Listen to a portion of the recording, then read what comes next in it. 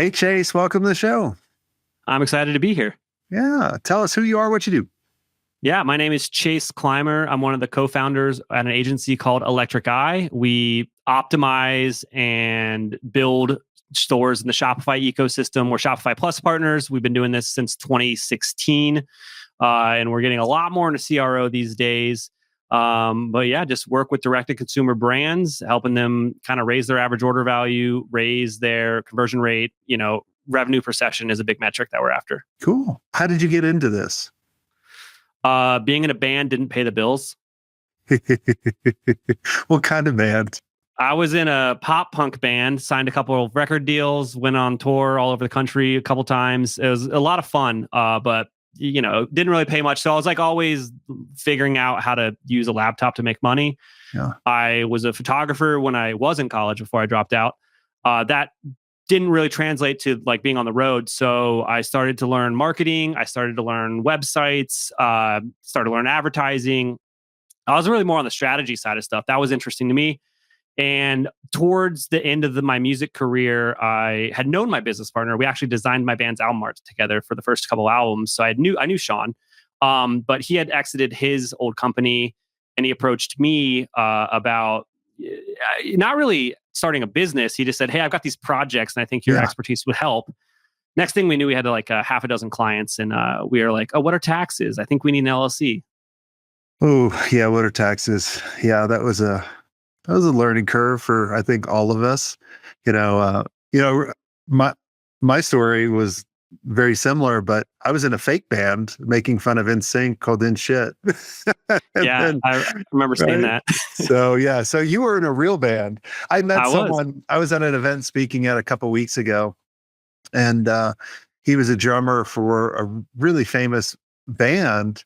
And I was like, he's like, yeah, I was in a band. And he just kind of played it off, which I always respected, right? And then Darby was like, dude, you've probably heard this in the 90s or the early 2000s. I was like, oh, son of a bitch. I was like, that's pretty cool. Yeah, I always it's funny though, because like the type of music I played is really popular with all of the people that we're interacting with, like with tech partners, and we can talk about partnerships a little bit more in a minute, but like it's the right age. They go, wait, what band? And then I'm like, I don't tell anyone. I'm like, you can use Google. You are smart. You work in this industry. Yeah. Like that's all you get out of me is, yes, I wasn't a band. That's cool. That's cool, man. That's awesome. Let's talk about let's talk about partnerships. Obviously you're a partner with Spotify or not. Shopify.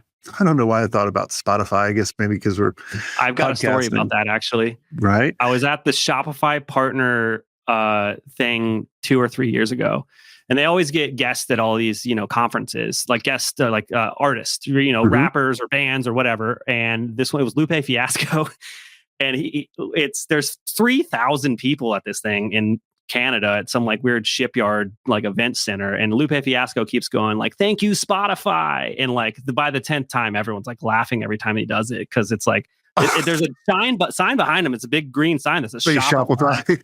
Yeah. So, but that happens all the time, to the point where like most partners just like ignore it because clients do it too. That's hilarious. That's pretty funny. But let's talk about the partnerships.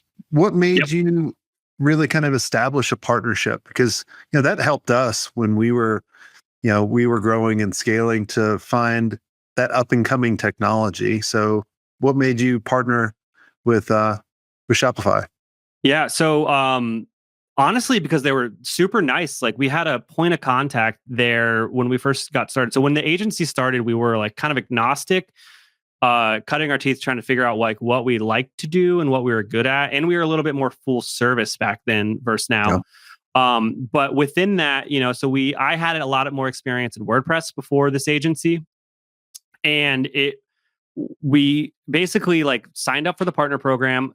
A real person emailed us, a real person got on the phone, and then she invited us to like, hey, we're doing this like partner conference, not the one I just described, but like we're doing this partner event thing. You guys should come. We'll get you tickets, meet some other people. And we had never experienced that with any of these other technologies out there.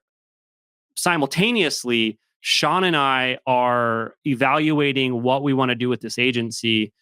And, we realize just I always had this idea of like, if you can validate the results you're getting for people, they're probably will be happier to pay you money. So like, how do we get closer to the money? So e-commerce projects were pretty easy to show lifts and gains, and we helped you do this because here's dollars behind it. So we knew we wanted to get more into e-commerce, and Shopify back then in 2015, 2016 was nothing like what it is now. Like, people didn't know what it was. It was like new, and I'm telling everyone, it was just luck. We were at the right place at the right time by partnering with them. But I mean, there's other technologies that are coming out all the time. Like right now, I see a lot of hype around Framer. People are building agencies around that. There's all sorts of stuff. There's always a new cool thing. But I would highly recommend just like being known as good at one thing, or even doubling down into like, one thing for one type of client. Is, you've said it a million times on here, I'm repeating it. It makes it so much easier. If your roof is leaking, you don't hire a general contractor, you hire a roofer. That's right. Yeah, I mean, and you are right. It is kind of lucky who you pick as a partner. But like, some people they'll listen to this and be like, oh, I need to be partners with Shopify, or AKA Spotify. Right? And that's not what we're saying. You need to find ones that you can deliver amazing results, that are kind of up and coming, that could kind of pull you into their ecosystem, right? Or, find one, like if it is Shopify or whoever, do some amazing work, and then reach out to them and say, look, I just wanted to let you know what we were able to accomplish with these clients and what we were able to customize for your platform, for Hitachi Power Tools, for Lotus Cars. That's how we got on the big stages, which then led to all of those people using SharePoint or those CMSs in order to, say, oh, you guys are experts at this because you were on that stage. I saw those results, and they bring you in. Is that what's really kind of happened with Shopify? Well, it's not even just Shopify. Like partner, like that is like a core technology partner. Like, but it's almost like unobtainium at this point with just what who they are in the zeitgeist. They're huge. They're a household name, right? I'm not saying you can't become a Shopify partner today. You absolutely can. Like, and I believe there's so much work out there in e-commerce. So many brands are coming online. You're not a competitor. I don't believe in that. Like, you come and join the ecosystem. Doesn't bother me. But what I'm saying is, we were lucky to do it at the beginning, and that allowed us to grow with them. Now Shopify is to such a maturity stage that there are businesses built on the back of their infrastructure that are going public, and you can meet those people and become friendly with them. And so there are apps in the Shopify ecosystem that you can be partners with, right? There are ones that are just getting started, and they would love to have partners to help, build cooler things with their product that solves these particular problems in the industry. All of my examples are going to be e-commerce related because that's what I do. Yeah. I'm glad you're here to talk about SharePoint and other things, but like, yeah, it's like. Do you even know what SharePoint is? I have no clue. Most people don't anymore. I'm just showing my age, I guess.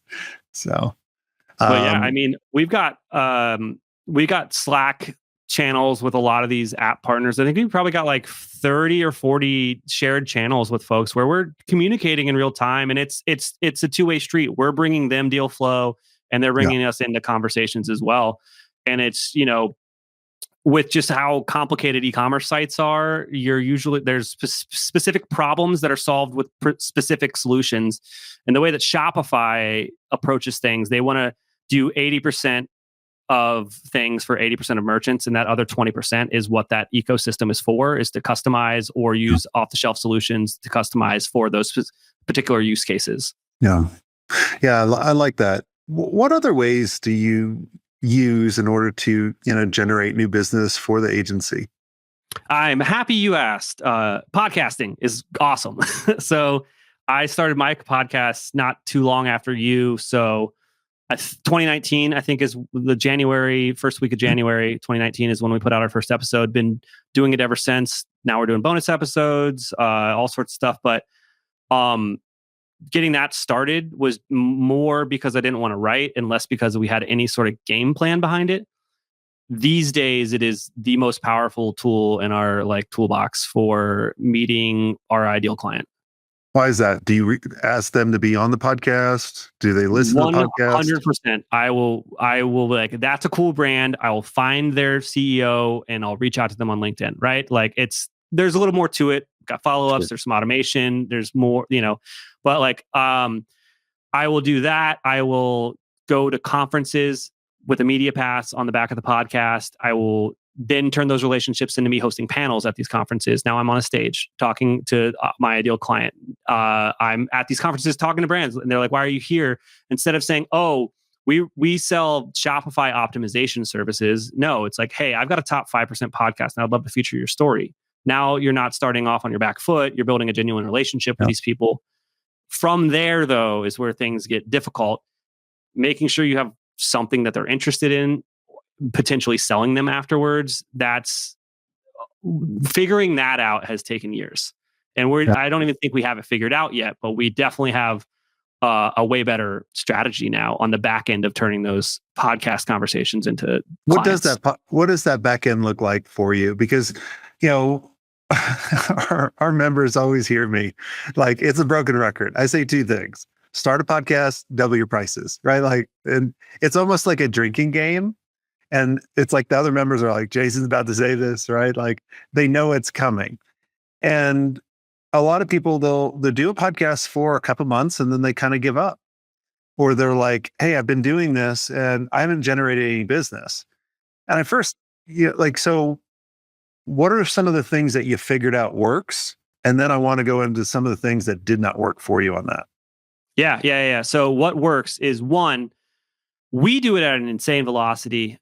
So I'm producing an episode a week with a brand, right? So I've got a team that helps with that stuff. And then obviously sourcing those people is another thing. But so you got to think of it. I think there's 56 weeks in a year. I don't know, but right. You only have that many at bats. 52. You're not a math major. You're an agency owner. Yeah. You get it. So anyways, like you only have so many at bats with talking to these brands. And then you have to like remember that you have to be meeting them where they are in time. I have so many conversations with people where they're like, I wish I met you 3 months ago. We just did this big project that you probably would have been a great person to bid on it, right? That's going to happen. But also you're going to meet people then, but then you're going to meet people right before. When that happens, it's like lightning in a bottle. But oftentimes it's just, you meet them, they're great, and then you put them on a special email list. You keep following up. Now what I've started to do, this is as recently as 3 weeks ago, and this is a conversation I had with another person doing kind of a consulting thing in the SaaS space, is basically saying, I have this idea for something I want to sell brands. Can I talk to you about this idea and get your thoughts and feedback on it? And that has got me a lot of conversations. And that's also from these conversations is we're getting more and more into this conversion rate optimization performance arena where we're betting on ourselves. And if we win, we're winning big. Do you send a couple episodes to them before they come on the show so they can listen? Really kind of, you get indoctrinated to them a little bit? So I force a pre-interview call with folks, and I do that call myself, 15 minutes. And it answers like, I've got a spiel. I answer all the questions that they might have, but that touch point gives you it makes the second conversation a lot easier. And it's, I don't know, like more time in the paint makes like the relationship like evolve a little bit quicker. So that's what I do, but sometimes they do and I'm just like, go to honestecommerce.com, check out a couple episodes. But the story arc for mine are kind of always the same. It's like, where did the idea for the product come from? How to go from an idea to an actual physical thing? How to go from this thing to a business? How'd you get your first customers? How'd you scale from there? What's going on now? That's every episode. I looked at ours when we started our podcast. We've been doing it 11 years now. I can't believe it. When I first started out, the whole goal and the number one goal has always been to create amazing content, to, for the people listening in, to be like a fly on the wall to two agency owners chatting and to see what they can kind of pick up. And then when we started inviting our perfect clients on the podcast sometimes, right? I wanted them to listen to the show, especially if they never heard of us. And I was like, hey, check out the show, with us interviewing Seth Godin or this agency owner you may never have heard of, but it's really amazing. And then what it did was is like, oh yeah, like I really like this. And then they start becoming a listener, right? And most people that engage with us, and this is where you have to be very patient, which I'm not the most patient person, but when I tell you this, it's like, all right, we've created this really good moat because most people, when they start listening to the podcast, they'll work with us maybe 2 or 4 years out. I can promise you, all the stupid ass competitors out there don't have that patience, right? And so when you guys go into creating a podcast, you have to think about that. So my goal is like get them to listen to the show, right? And move on. The other thing I'll tell you that you should do is at the very end, whenever you do like your outro, if you do an outro, do it with the guest on. And, I've always kind of customized that outro, whether it be for a mastermind or an event we have coming up. And a lot of times the guest will go, hey, tell me more about that. And then I'm like, okay, cool. And if they don't, that's fine too. We wrap up and then we have follow-up sequences. And if they never talk to us again, that's fine. Hopefully they start listening to the show. But that's something that's worked for us for the past 9 years. Yeah. And you hit the nail on the head with when you are pitching being a guest on the podcast, it is the number one thing is I want to make a cool piece of content. Everything else is a bonus. It's like the goal is to make a cool piece of content. And I'm transparent about that, but I'm also transparent about the fact that like, yeah, I do work in an industry and you potentially could be a client and I'm never pulling the wool over anyone's eyes. When they're emailing me, it's my agency email. Yep. They will go to it. They're like, hey, what's this? And I tell them, right? And they're like, oh, like, is this some sort of lead gen thing? I go, it sometimes works that way, but I really just want to make, I just want to make this piece of content. And I think being transparent about it and not trying to be transactional is useful. But also something I've done on the tail end of the episodes is I automated pitching them the offer because I still will get in my head at times. And I think some people they'll talk to people that are out of. Tell us how did you automate the offer? Oh, I mean, I did set up like a Zap and some email flows to pitch them into an outreach. Yeah, into the outreach, like the campaign set up in my automation software to hit them with like the offer that we are kind of pitching at that time to podcast guests. But we used to send it manually. And I had to automate because I'd get in my head at times like these people they got it all figured out. Don't want to hear from me. Exactly. Yes. But once I started automating it, like I was getting like big brands are responding and interested in talking and learning more. And so that's one thing, is you're always your own worst enemy when it comes to who would want to work with you or think you're worthwhile working with. And, it goes beyond that, pricing, all sorts of stuff. It's like, get out of your own head, talk to other people. Yeah, I recently, someone asked me to be on their podcast. And, we've been doing this strategy for a very long time and it's worked well. Right. And, I won't mention this company name. I want to so bad because like you all probably have gotten all those bullshit emails, like I'll generate 40 more appointments for your agency and all this kind of stuff, but I'm not going to do it. And so they asked me to be on the podcast and right away, all their questions were total fucking bullshit. They're like, how do you generate business? What's your biggest challenge? It was a sales call in disguise. I guarantee it, they probably will never publish any of it. And I was like, so for everyone listening, don't do stuff like that. Like, really like create the content, the best content you can. And if a guest sucks, don't post it. Yeah, I think the more conversational your podcast could be, like you said, you want it to be like a fly on the wall. It's just like,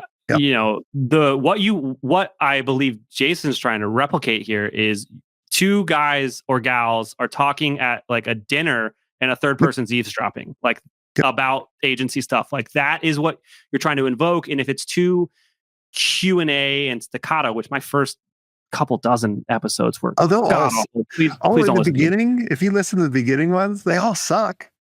Yeah, these days I quickly skim the pre-interview notes that I ask people to fill out, and I just go, "How do I say your name? Let's go."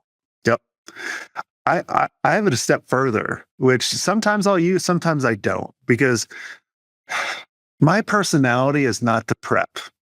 Right. Like when I jumped on the podcast with you, I was like, tell me a little bit about the agency. That's all I really knew other than some of the notes. But I do have an AI agent that goes out, looks on LinkedIn, looks at some of the answers that you've filled out from the questions, and it comes up with some general questions. And sometimes it's good. Like I can look at it over here. I haven't looked at it one time since we were on. Sometimes I'll look at it, like if I'm like, feel like I'm like, like you feel like you got to pull, like pull the answers. We've all had that guest on. We're like, God damn it, man. Like, this is not a conversation. It's like, hey, tell me how you got the agency started. I don't know. I just wanted to start one. Yeah. No, and that's why I do the pre-interview call. Sometimes it's rare that I won't have them on as a guest, but sometimes I'll like coach them a little bit more on that pre-interview call. Yeah. But it's the content, usually you can get it out of them and you massage them, and we're editing these things. Yeah. Oh, you do a lot of editing? We really don't edit much on these. We edit a bit, like especially with some introvert founders where they want to say something again a different way. It's like, yeah, just in the moment say it. Jared's fantastic at, he'll chop that bit out and now you've got a succinct answer. Yeah. I don't know. I like it when the cat jumps on the screen, distracts the owner. I'm like, no, we're fucking leaving that in.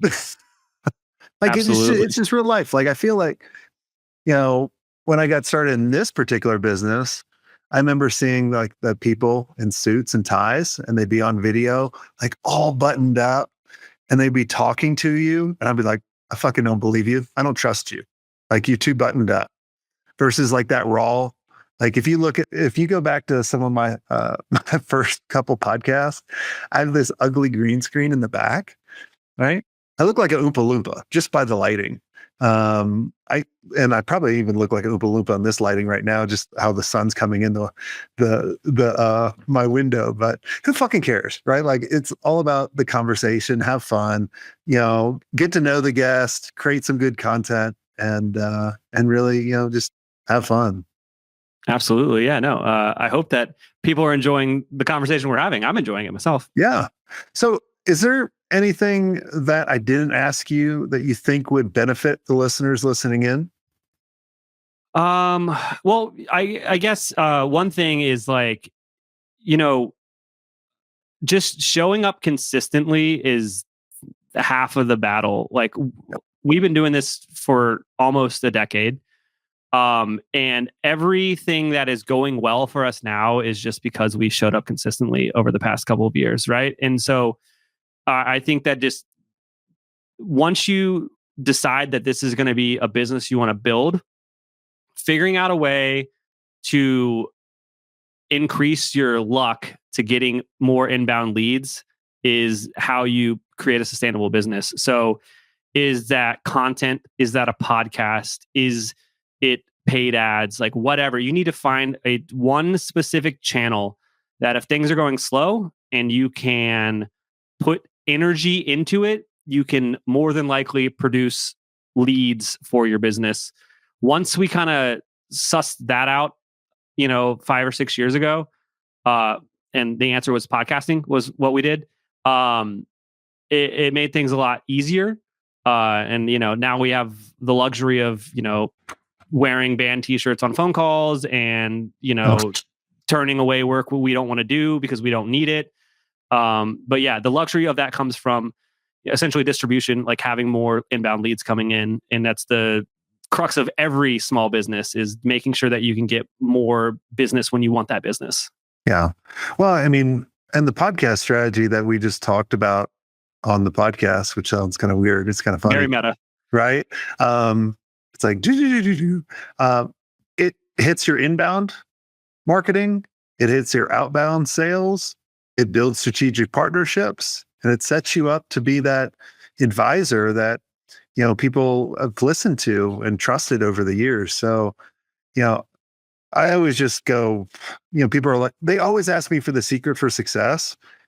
And I'm like, really? It's just consistency and do a podcast. Yeah, I know. And it's, I think if you were going to compare podcasting to anything, I think it's like SEO. It takes a while to see the fruits of your labor. You said you've had people come back 4 years later. You know what I mean? It is, you're going to make these relationships along the way and they will remember you.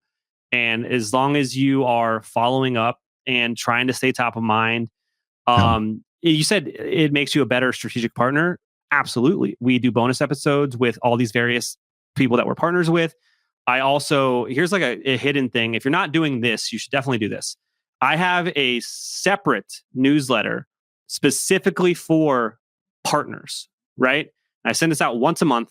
And it's like, hey, I'll be at this conference. We just launched this website. Give me leads. It's like, that's basically what it says every month. But I try to spend a little time on it, make it a little bit better. I actually write it, maybe with some assistance from AI, but like I'd really sit down and I try to do it. Yeah.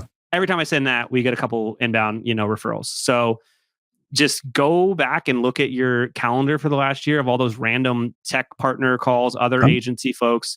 Like what we did when we narrowed our scope and like what we do, and we stopped doing email and we stopped doing paid ads. All of those people that we knew now just became great partners to refer work back and forth to as well. So put all those people in like one little list and just annoy them once a month. Yeah. Awesome. Well, Chase, thanks so much for coming on the show, and for everyone listening. Look, I understand that everything is moving faster than you probably want it to. And there's just no way to kind of keep up with all the stuff changing, from, the market, the AI, all that kind of stuff. And I really, truly believe that your network is your edge and the people that you surround yourself with. And if you want to be a part of our community, make sure you go to agencymastery.io, check it out, and we'll have a conversation. And until next time, have a swank day.